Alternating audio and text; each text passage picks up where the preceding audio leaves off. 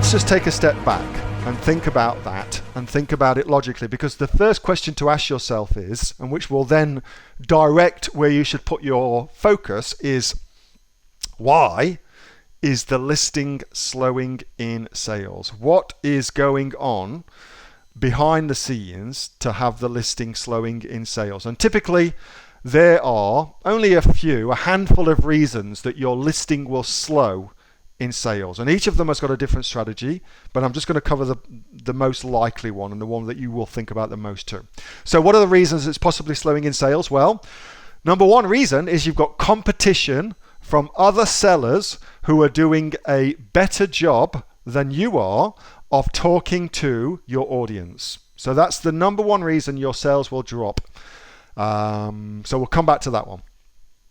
You could have a product that is a seasonal product. So lots and lots of folks talking recently about their sales slowing down in the run up to Prime. Mine haven't, but I know lots of folks do get that, and that's a seasonality thing. Christmas just around the corner. Believe it or not, that's just around the corner. I'll talk about that in a little wee while too. So it could be a seasonal element to it as well. Not much you can do about that. You could have negative reviews on your listing, and that could be dragging it down, and people are just not buying it anymore. And that will, of course, have a knock-on effect of you dropping your ranking in the search engine results page. And so because of that, you'll stop making sales. So there's that too.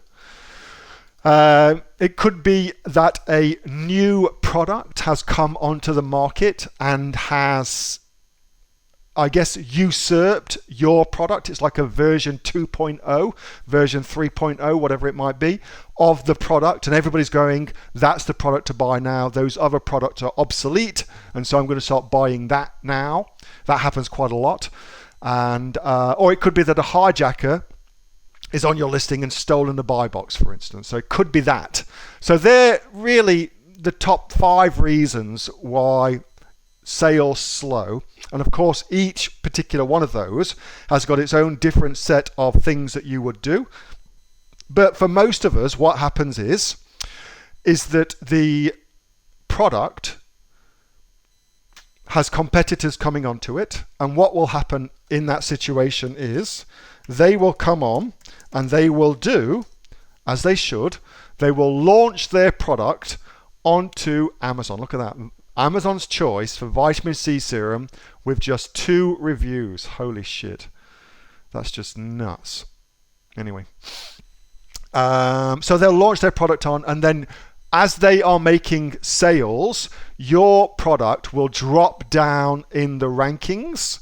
And as a result of that, if somebody searches for vitamin C serum, for instance, your product will be further down the search engine results page, for instance. And that's pretty typical. Now, if that happens, then what you have to do, of course, is you have to relaunch your product. It's really as simple as that.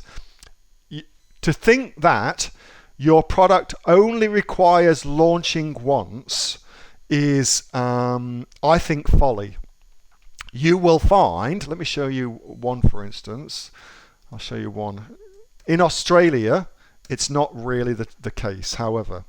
So, for instance, these guys here, True Skin Vitamin C, I know the guys of True Skin. I know that they launch their product or relaunch their product every single month. They're basically always relaunching their product because new competitors come in. As they come in, they invest heaps of money into their product, of course. And so what that does is it has the effect of dropping their product down, True Skin Vitamin C, in the search engine results page. And as a result of that, their overall sales drop. As a result of that, their ranking drops, their sales drops, their ranking drops, and it's a vicious cycle down to the bottom of page 1. So that's no good. The way that they have to do what they have to do, because of where they're selling in, they have to be constantly launching their product. And I say launching, and that's just the series of events that I've taught you to do to launch your product on Amazon. So it's that marketing routine that you go through. That's what they have to do. Now, that's the States. Very, very competitive market. Amazon.com. plus very, very competitive niche vitamin C serum. Therefore, there's no surprises with that, but the rewards are big and they make squillions, literally squillions, just from that one product. So, swings and roundabouts. In Australia, it's not as competitive. As you've seen already, you can get the Amazon's Choice with just 2 reviews for a very, very cool keyword, which will become a, $1 million a year product for somebody.